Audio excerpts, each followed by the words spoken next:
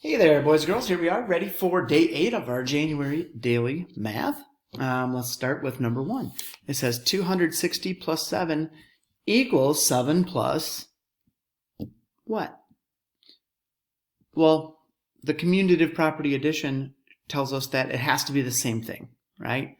So if this is going to be equal to this, you can basically get rid of the 7's, and we know that it has to be 260. It has to be the same number.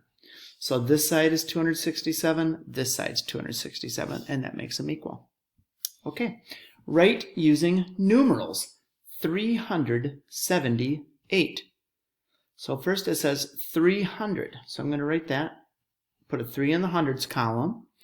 78, well that's just like it is, so 70, so 7 in the tens, and then an 8 in the ones, 378.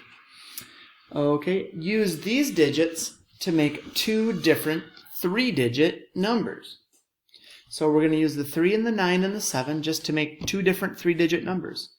So let's go with the 9 first, and then the 7, and then the 3, and then let's go with the 7 first, and then the 3, and then the 9.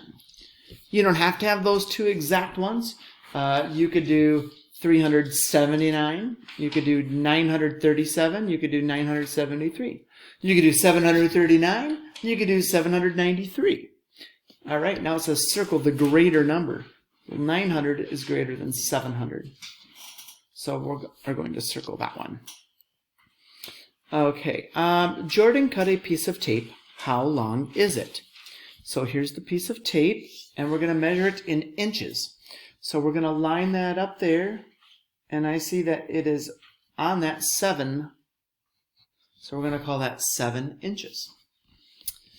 All right, what number is this? So let's count our 100. So there's 100, there's 200, there's 10, 20, 30. So there's 230, 1, 2, 3, 4.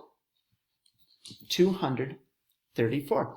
All right, boys and girls, great job with day 8, and we will see you tomorrow for day number 9.